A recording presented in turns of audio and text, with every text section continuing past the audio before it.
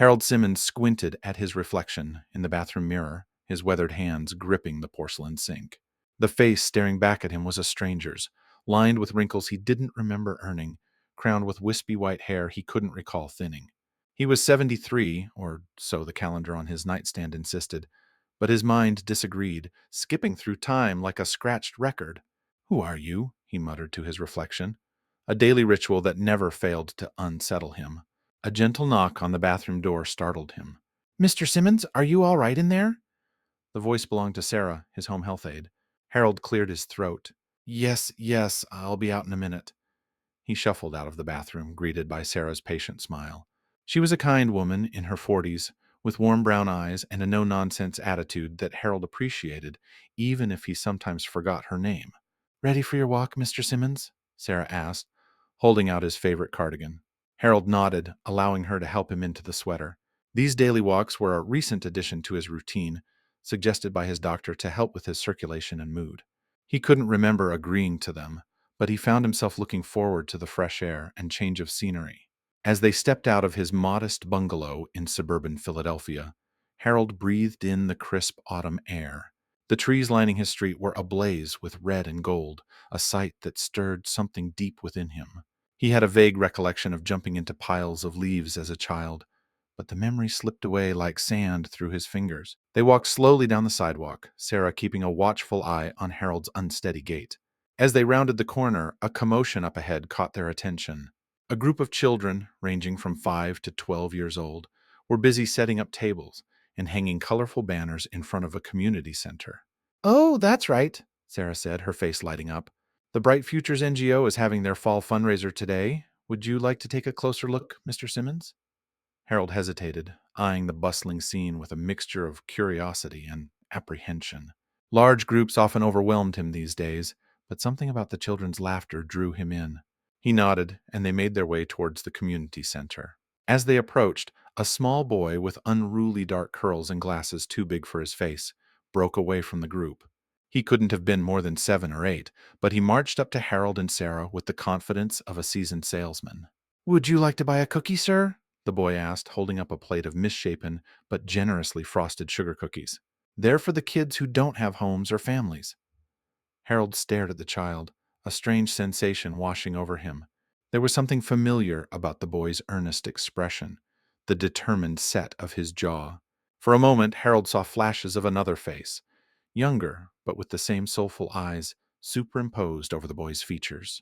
I, Harold stammered, his hands trembling as he reached for his wallet. Sarah stepped in smoothly. "We'd love to buy a cookie. How much are they?" As Sarah handled the transaction, Harold continued to stare at the boy, who met his gaze without flinching. There was a wisdom in those young eyes that belied his years, a hint of old pain carefully hidden behind a bright smile. "What's your name, son?" Harold asked, his voice barely above a whisper. "I'm Daniel," the boy replied, handing Harold a cookie wrapped in a napkin. "Thank you for helping us, mister." As Daniel turned to leave, Harold felt a sudden panic rise in his chest. He reached out, his fingers brushing the boy's sleeve. "Wait," he said, surprising himself with the urgency in his voice. Daniel looked back, curiosity etched on his young face. Harold struggled to find the words, to explain the inexplicable connection he felt, but his mind was a jumble of fractured memories and half-formed thoughts. I, I think I knew someone like you once," Harold finally managed, aware of how strange he must sound. "Someone important." Daniel's expression softened, a flicker of understanding passing through his eyes. "Maybe you did," he said gently. "Sometimes people come into our lives for a reason, even if we can't remember why." With that, Daniel rejoined his friends, leaving Harold standing there, cookie in hand, grappling with a sense of loss he couldn't quite explain. Sarah placed a comforting hand on his arm, her face etched with concern. "Are you okay, Mr. Simmons? Do you want to head back home?" Harold shook his head, his eyes still fixed on Daniel, as the boy laughed with his friends. "No," he said softly. "I'd like to stay a while longer, if that's all right." As they found a nearby bench to sit on, Harold took a bite of his cookie. The sweetness flooded his senses, and for a brief moment he was transported to another time, another place. He saw flashes of a small kitchen, of little hands covered in flour, of laughter and warmth and love. The memory faded as quickly as it had come, leaving Harold with a bittersweet ache in his chest. He didn't know why, but he felt certain that this chance encounter with Daniel was the beginning of something important.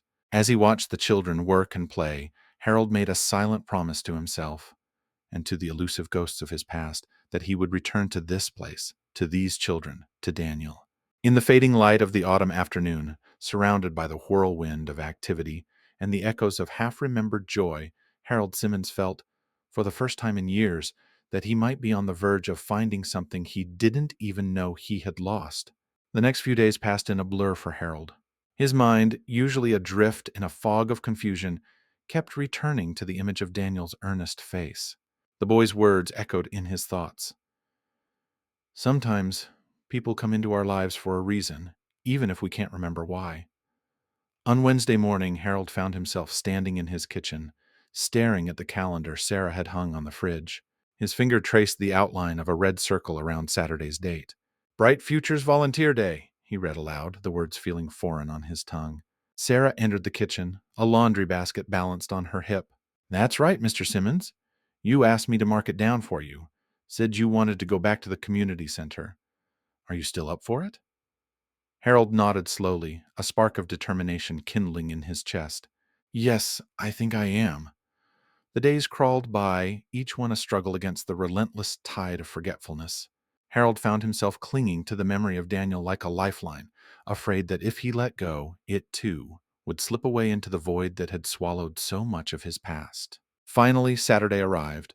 Harold woke early, his heart pounding with an excitement he hadn't felt in years.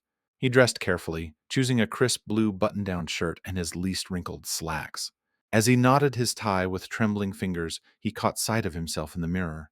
For a moment, he saw a younger man staring back at him, with fewer lines around his eyes and more purpose in his gaze. Sarah arrived to find Harold waiting impatiently by the door. My, don't you look handsome today? She said with a smile. Ready to go? The community center was a hive of activity when they arrived. Children darted about, carrying boxes and hanging decorations. Adults in matching t-shirts directed the controlled chaos, their voices raised to be heard over the din. Harold hesitated at the entrance, suddenly overwhelmed. What was he doing here? He was an old man with a failing mind, out of place in this youthful whirlwind. Just as he was about to turn back, a familiar voice cut through his doubt. Mr. Cookie Man, you came back. Daniel appeared before him, grinning widely, his glasses slightly askew. The sight of the boy steadied Harold, anchoring him in the present moment. Hello, Daniel, Harold said, surprised at how naturally the name came to him. I thought I might lend a hand today.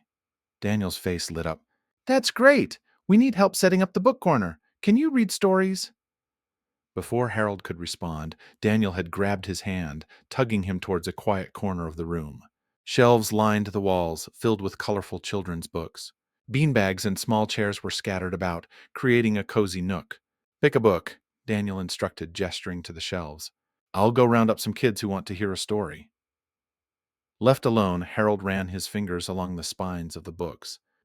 His eyes fell on a familiar title, The Giving Tree, by Shel Silverstein.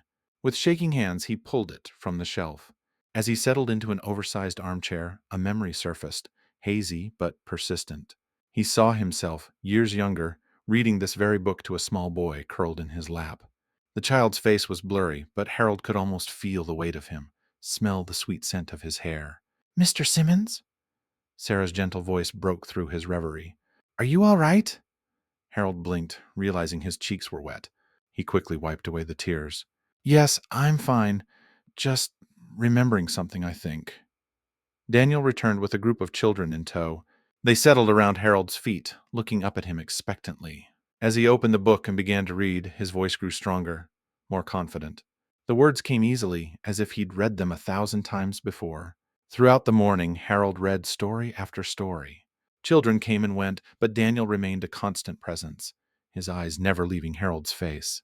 In between books, they talked about Daniel's favorite subjects in school, about the other children at the center. As lunchtime approached, Harold felt a familiar weariness settling into his bones. Sarah appeared at his elbow, gently suggesting it might be time to head home. Daniel's face fell. Do you have to go?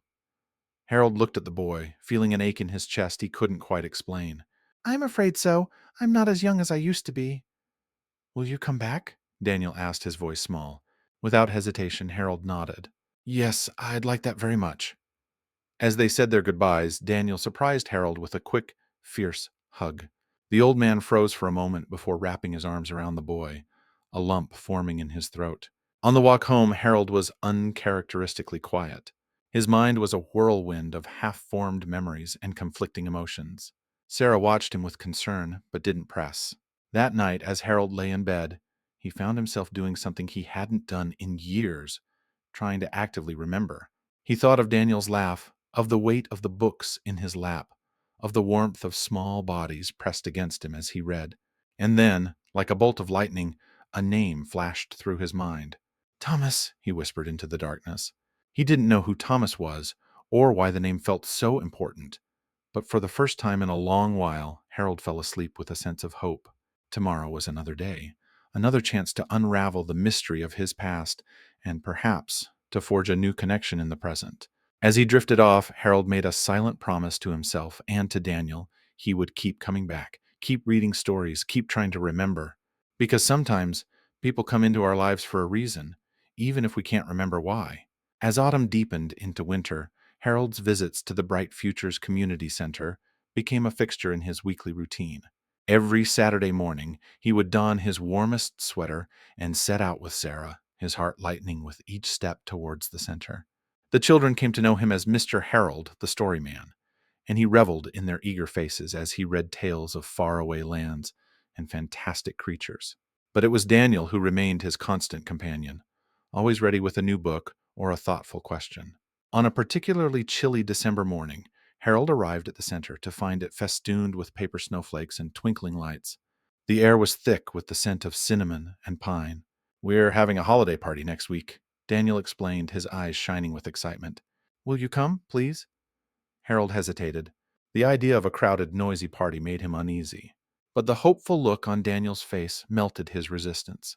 Of course I'll come, he found himself saying. As they settled into their usual spot in the book corner, Daniel handed Harold a thin, wrapped package. I made you something, he said shyly. Harold carefully unwrapped the gift to reveal a hand-drawn picture. It showed two figures, a tall, gray-haired man and a small, bespectacled boy, sitting in an armchair surrounded by books. At the bottom, in careful block letters, it read, Mr. Harold and Daniel, friends. A lump formed in Harold's throat as he stared at the drawing. Thank you, Daniel, he managed to say. This is this is wonderful. Daniel beamed, but then his expression grew serious. Mr. Harold, can I ask you something? Harold nodded, still clutching the drawing. Do you have a family, kids or grandkids? Daniel's voice was hesitant, as if he feared the answer. Harold opened his mouth to respond, but no words came out.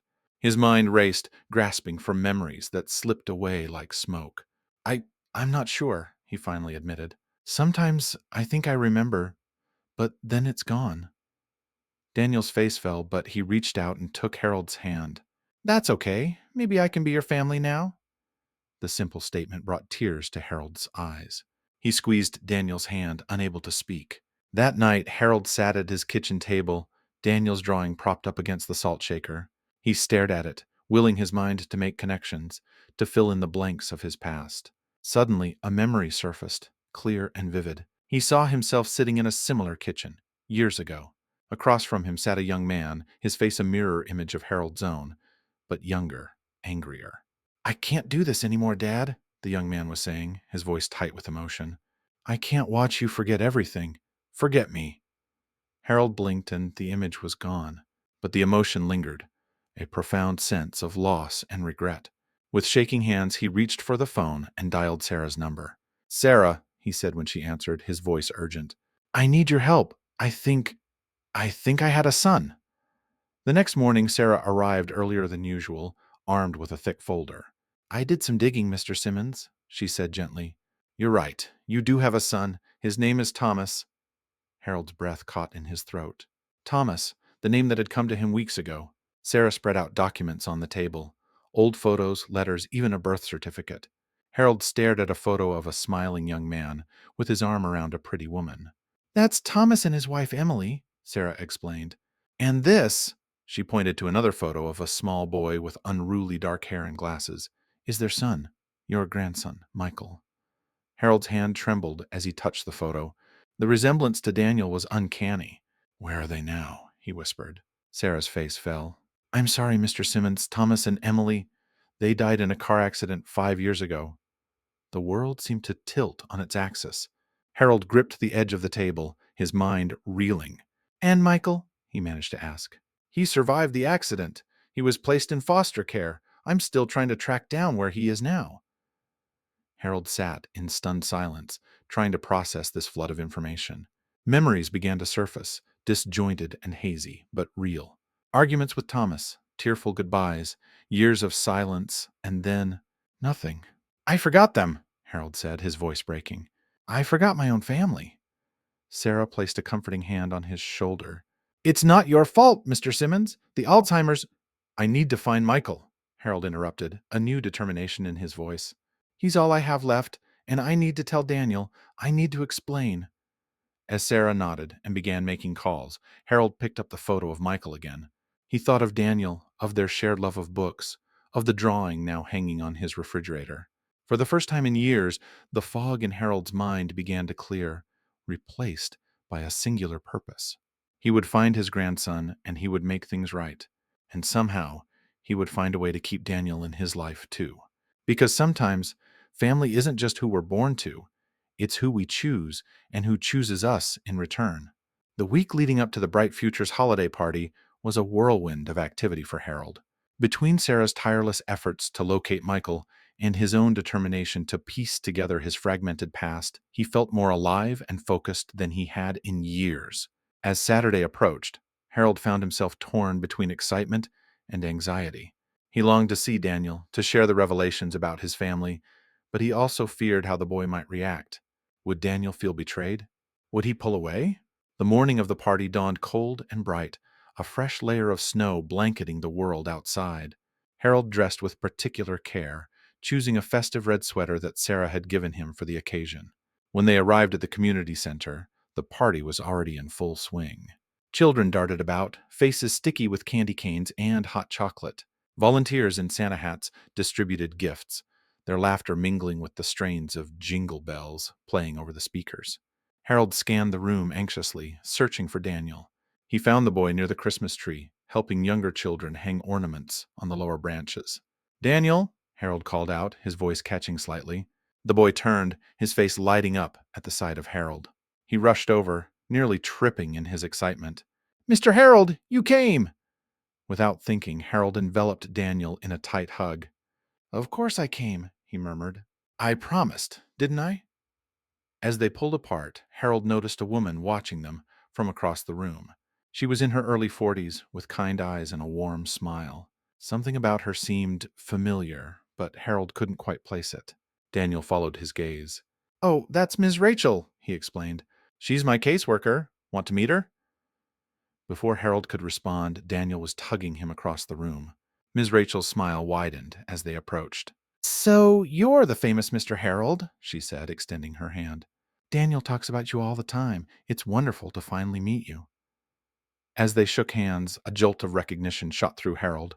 He knew this woman, not from his past, but from the documents Sarah had shown him. She had been mentioned as Michael's caseworker after the accident.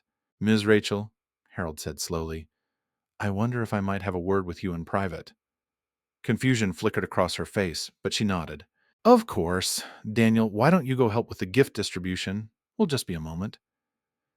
Once Daniel was out of earshot, Harold took a deep breath. Ms. Rachel, my name is Harold Simmons. I believe you knew my grandson, Michael. Rachel's eyes widened in shock. Mr. Simmons? But we were told you were unavailable due to health issues. Harold nodded sadly. I have Alzheimer's. For years, I forgot everything. But I'm starting to remember now, and I'm trying to find Michael. Can you help me? Rachel's expression softened with understanding. Mr. Simmons, I'm not sure how to tell you this, but Michael is Daniel. Your grandson has been right here all along. The world seemed to tilt on its axis. Harold gripped the back of a nearby chair, his knees suddenly weak. Daniel is Michael? But how? Why didn't anyone tell me? Rachel guided him gently to sit down. After the accident, we tried to contact you, but your condition had deteriorated significantly. The decision was made to place Michael in foster care. He started going by his middle name, Daniel, as a way to cope with the trauma. When he came to Bright Futures, we had no idea you were volunteering here. Harold's mind raced, connecting dots he hadn't even known existed. The familiar feeling he'd had upon meeting Daniel, the boy's old soul wisdom, the uncanny resemblance to the photo of young Michael, it all made sense now. Does he know? Harold asked, his voice barely above a whisper. Does Michael, know who I am? Rachel shook her head. No, we thought it would be too confusing for him, given your condition. But, Mr. Simmons, the connection you two have formed, it's remarkable. It's as if your hearts recognized each other, even if your minds didn't. Tears welled up in Harold's eyes. I need to tell him, he said firmly. He deserves to know the truth. Rachel nodded slowly. I agree, but let's do this carefully. It's a lot for a young boy to process. Why don't you enjoy the party with him today? And we'll set up a proper meeting next week with his foster parents and a counselor present. Harold agreed, his heart both heavy and light with the weight of this new knowledge. As he made his way back to Daniel, to Michael, he saw the boy with new eyes. This wasn't just a child he'd formed an unlikely friendship with. This was his flesh and blood, the last living link to his son. Everything okay, Mr. Harold? Daniel asked as he approached, his brow furrowed with concern. Harold smiled, blinking back tears.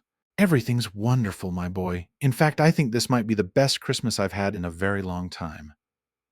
As they settled in to read The Night Before Christmas to a group of younger children, Harold felt a sense of peace wash over him. There would be challenges ahead, explanations to give, relationships to rebuild, and the ever-present specter of his illness to contend with. But for now, he was content to sit with his grandson, surrounded by the warmth of newfound family and the promise of a future brighter than he could have imagined. In that moment, as Daniel leaned against him and the familiar words of the poem filled the air, Harold knew with certainty that some bonds were stronger than memory, some loves more powerful than time itself. And in the twinkling lights of the Christmas tree, he saw not just the reflection of the present moment, but the glimmering hope of all the moments yet to come. The week following the holiday party crawled by at an agonizing pace for Harold. Every moment was filled with anticipation and anxiety about the upcoming meeting with Daniel, or rather, Michael, and his foster family. Sarah had been a pillar of support, helping Harold prepare what he wanted to say and reminding him of important details when his memory faltered. Finally, the day arrived. Harold sat in a small conference room at the Bright Futures Center, his hands clasped tightly in his lap to hide their trembling. Across from him sat Rachel, along with a kind-faced couple introduced as Michael's foster parents, John and Lisa Carter. A child psychologist, Dr. Martinez, was also present to help navigate the delicate conversation ahead. The door opened and Daniel walked in, his eyes widening with surprise when he saw Harold. Mr. Harold, what are you doing here? He asked, confusion evident in his voice. Harold's throat tightened with emotion. Hello, my boy. Why don't you have a seat? We have something very important to talk to you about. Daniel sat down slowly, his gaze darting between the adults in the room. Rachel leaned forward, her voice gentle. Daniel, do you remember when we talked about your birth family? About your parents and your grandfather? Daniel nodded solemnly. You said they couldn't take care of me anymore. That's why I live with John and Lisa now. That's right, Rachel continued. But sometimes things change. Sometimes people we thought were lost to us find their way back. Harold took a deep breath, fighting to keep his voice steady. Daniel, Michael, I'm your grandfather, your real grandfather. The room fell silent. Daniel stared at Harold, his young face a mixture of disbelief and dawning recognition. But you never said how. Over the next hour, with help from Rachel and occasional prompts from Dr. Martinez, Harold explained everything. He told Michael about his Alzheimer's diagnosis, about forgetting his family, and about the accident that had taken Thomas and Emily. He spoke of rediscovering his memories and the incredible coincidence that had brought them together at Bright Futures. I know this is a lot to take in, Harold said softly, reaching out to take Michael's hand. And I want you to know that I understand if you're angry or confused. I'm so sorry I wasn't there for you when you needed me most. Michael sat in stunned silence for a long moment, processing the revelation. Then, to everyone's surprise, he launched himself into Harold's arms, burying his face in the old man's chest. I knew there was something special about you, Michael sobbed. I felt it from the very first day, like I'd known you my whole life. Harold held his grandson close, his own tears flowing freely. Oh, my dear boy, I felt it too.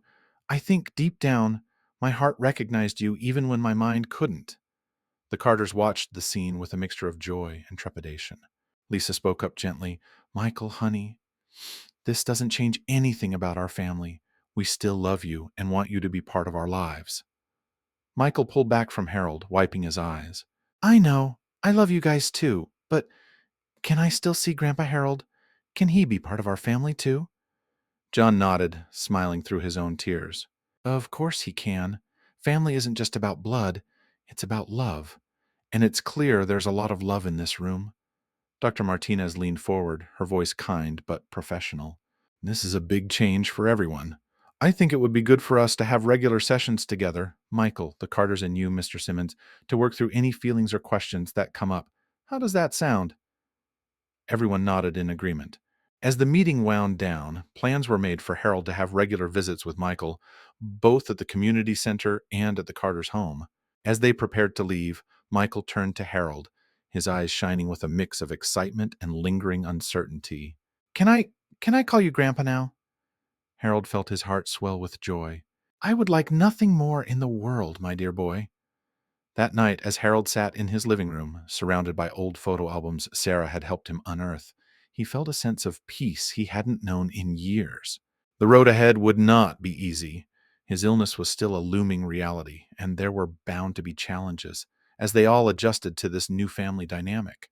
But as he gazed at a photo of himself holding baby Michael, next to a beaming Thomas and Emily, Harold knew that he had been given a precious second chance. He vowed to make the most of whatever time he had left, to create new memories with Michael that would outlast his own fading ones. For in the end, he realized love was the strongest memory of all, a force capable of bridging time, healing wounds, and bringing lost souls back together. And in Michael's smile, in the warmth of his embrace, Harold had found not just his grandson, but his own way home. As winter melted into spring, Harold's life blossomed with newfound purpose. His days, once a blur of confusion and loneliness, were now filled with the vibrant energy of his grandson and the warmth of an expanding family circle. The Carters had been true to their word, welcoming Harold into their lives with open arms. Sunday dinners became a cherished tradition, with Harold joining Michael, John, and Lisa around their table. These meals were a kaleidoscope of emotions, laughter mingling with tears as Harold shared stories of Michael's father, filling in the gaps of a family history the boy had never known.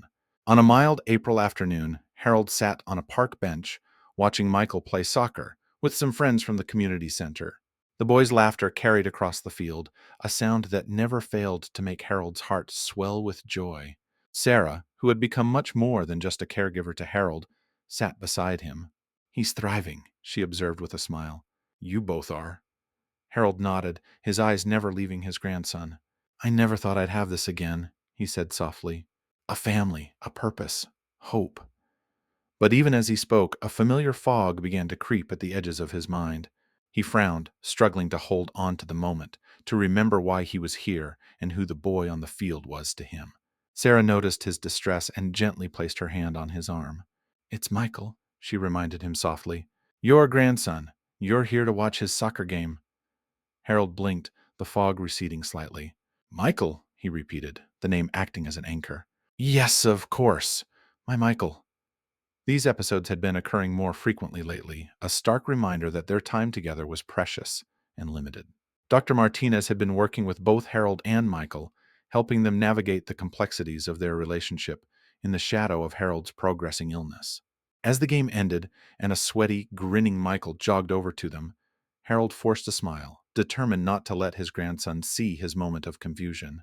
Did you see my goal, Grandpa? Michael asked excitedly, his cheeks flushed with exertion.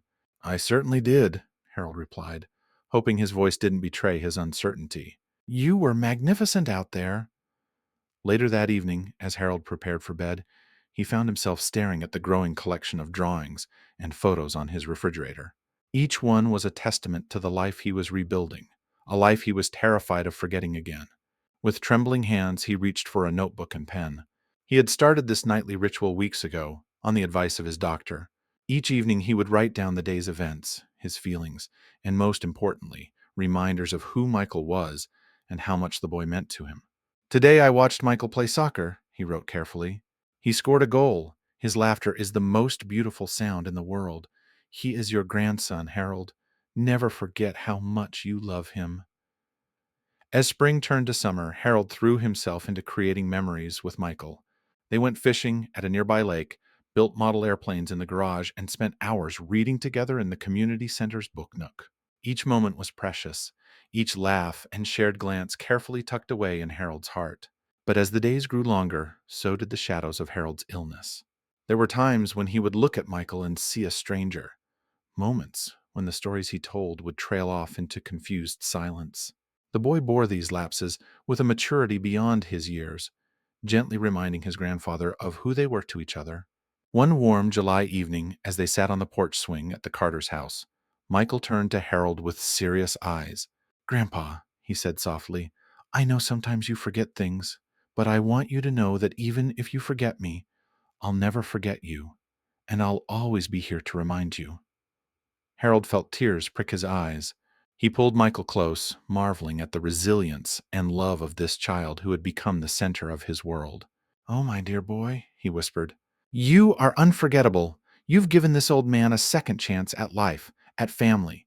No matter what happens, no matter what I might forget, know that my love for you is written on my very soul." As the fireflies began to dance in the gathering dusk, Harold and Michael sat in comfortable silence, the gentle creaking of the porch swing a soothing lullaby. Harold knew that the road ahead would be difficult, that there would be days when the fog in his mind might obscure even the brightest memories. But in that moment, with his grandson's hand in his and the warmth of family surrounding him, Harold felt a profound sense of peace. He had been lost and found, forgotten and remembered. And in the end, he realized it was love, fierce, enduring love, that would light the way forward, no matter how dark the path might become. For in Michael's eyes, in the stories they shared, and in the bonds they had forged, Harold had found something greater than memory. He had found a legacy, a continuation of self that would live on long after he was gone. And in that knowledge, he found the strength to face whatever challenges lay ahead, secure in the love of the family he had rediscovered and the grandson who had brought him back to life. As summer faded into autumn, the changes in Harold became impossible to ignore. The lucid days grew fewer, the moments of confusion more frequent. Yet, even as his grip on reality loosened, his love for Michael remained a constant, a beacon in the growing darkness of his mind. On a crisp October morning, Harold sat in Dr. Martinez's office, his hands clasped tightly in his lap. The Carters sat beside him, their faces etched with concern. Michael was in the waiting room, engrossed in a book, blissfully unaware of the gravity of the conversation taking place. "The disease is progressing faster than we anticipated," Dr. Martinez said gently. "I think it's time we start discussing long-term care options." The words hung heavy in the air. Harold closed his eyes, fighting back tears. He had known this day would come, but the reality of it was still a bitter pill to swallow. Lisa Carter reached out, placing her hand over Harold's. "We want you to know that we're here for you, Harold, whatever you need." John nodded in agreement. "Your family now. We'll face this together." Harold looked at them, overwhelmed by their kindness. "Thank you," he whispered. "But I don't want to be a burden. And Michael, I don't want him to see me like this, to remember me like this." Dr. Martinez leaned forward. "Harold, Michael loves you. Yes, this will be difficult for him, but being part of your life, even as things change, is important for both of you. We'll work on preparing him, on helping him understand." As they discussed options, in-home care, assisted living facilities, memory care units, Harold felt a sense of unreality wash over him. How had he gone from rediscovering his grandson to facing the end of his independent life in just a few short months? When the meeting ended, they called Michael in. The boy took one look at the somber faces around him, and his smile faltered. "What's wrong?" he asked, his voice small. Harold opened his arms, and Michael rushed into them. "Nothing's wrong, my boy," Harold said, his voice thick with emotion. We're just talking about some changes that are coming. But the most important thing, the thing I want you to always remember, is how much I love you."